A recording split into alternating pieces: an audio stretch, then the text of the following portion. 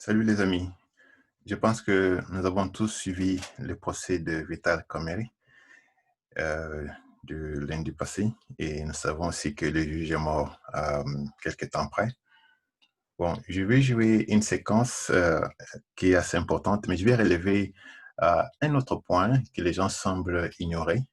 Alors, je vais jouer cette vidéo et l'arrêter à certains points, 2 ou 3 fois, et je vais la remettre derrière pour qu'on puisse remarquer certains signaux que Kamerhe a donnés pour que l'opération puisse se mettre en place. Ou il a donné des signaux, ou c'est simplement, tout peut être le signe du hasard, mais ça va de vous faire votre opinion.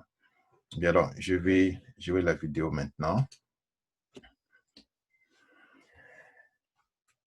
Alors, les choses commencent déjà à ce moment. Ici, regardez là où Kamerhe regarde. Regardez où sont ses yeux. Ils sont assez au loin. Et il cherche à établir un contact visuel avec une autre personne. Dès que le contact visuel est établi, il va donner un signal en hochant la tête.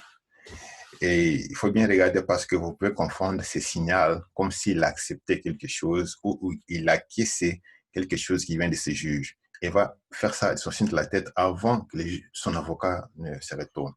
Alors, regardons. Voilà. Vous voyez, Kamerhe, il a validé quelque chose avec sa tête. Je vais remettre ça derrière pour que vous puissiez voir et je vais le jouer au ralenti.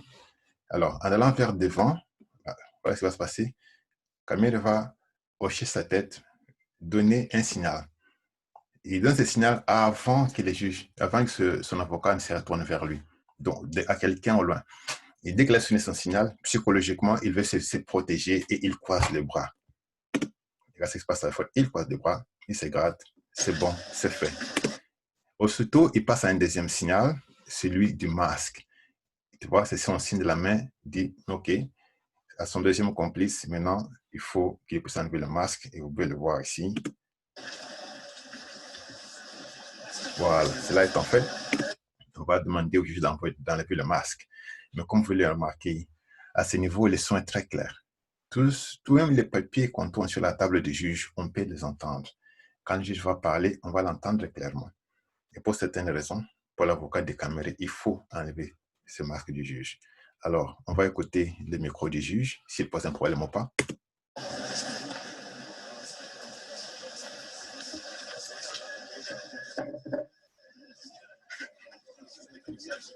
Alors, comme nous l'avons dit, le tribunal amorce l'instruction de la présente cause en y allant prévention par prévention. Alors, jusqu'à ce niveau, je ne sais pas si vous avez remarqué qu'il y a un problème de son, il n'y en a pas. C'est très clair, le juge parle clairement et tout le monde l'entend.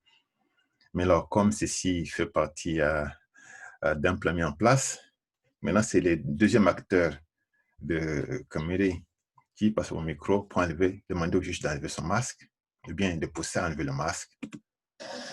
Oui, maître. Votre honneur, il semble que le masque que vous portez fait ombrage au micro de prendre votre voix et nous la... Si vous pouvez, comme la distance est gardée, l'enlever quand vous exprimez pour que nous puissions bien vous suivre. Voilà.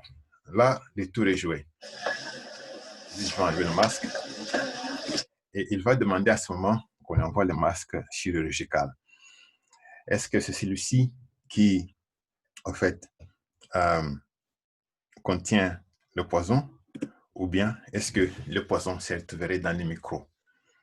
Considérant les regards que Kamerhe avait donnés à quelqu'un derrière les juges, j'ose croire, pour moi, que le masque, c'est celui qui contiendrait le poison. Alors, quand les choses vont continuer, pour l'instant, c'est moi qui ai coupé le son, hein. Les choses vont continuer et je demanderais, si j'étais l'investigateur de l'État, qu'on puisse interroger celui qui a donné le masque au juge, où est-ce qu'il l'a eu? Bon, si lui il est innocent, d'où est-ce que le masque vient vraiment? Si on suspecte les micros aussi, on va pouvoir interpeller l'ingénieur de son, parce que c'est lui qui a installé tous ces matériels-là. Et un autre élément de la production que vous devez savoir, c'est que ce que nous voyons à la télé, par exemple, nous voyons plusieurs caméras qui s'interchangent, il y a un mixage. parce qu'il y a des opérateurs, il y a des directeurs, tout ça.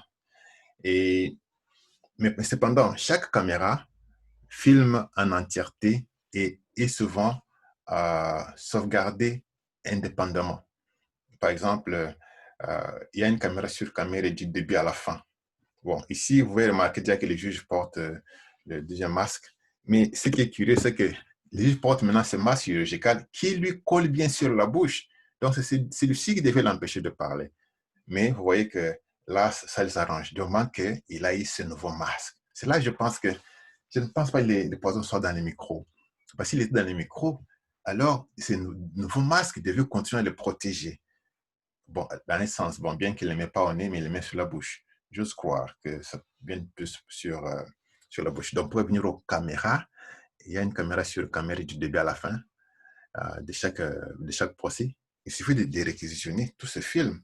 Alors, si on réquisitionne le film sur caméra, on peut avoir beaucoup de signaux qui viennent de lui pour voir avec qui il communique. S'il y a des caméras opposées, peut-être qui ne sont pas diffusées, mais qui sont là pour enregistrer d'autres faits du procès, il y a moyen de trouver beaucoup d'informations. Voilà, c'était ça ma compréhension.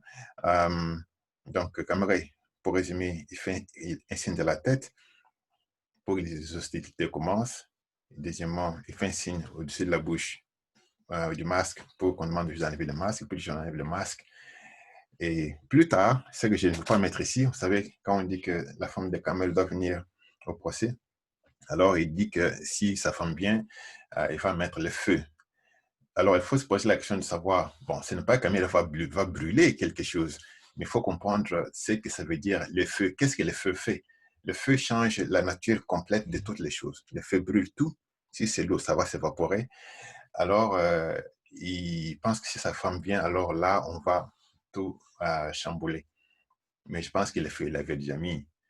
Et il y a d'autres aspects psychologiques que je ne vais pas expliquer ici pour dire pourquoi peut-être Kamere a dû avertir ce qu'il allait faire ou bien ce qui était déjà en train d'être fait. Bien, voilà une petite compréhension. Alors, continuons à observer. Espérons que les nouveaux juges vont être aussi sévères. Bon, que le premier. Espérons que justice sera faite, surtout pour les juges. Il faut vraiment qu'il y ait autopsie et qu'il y ait une instruction judiciaire à ce niveau-là. Bien, bye.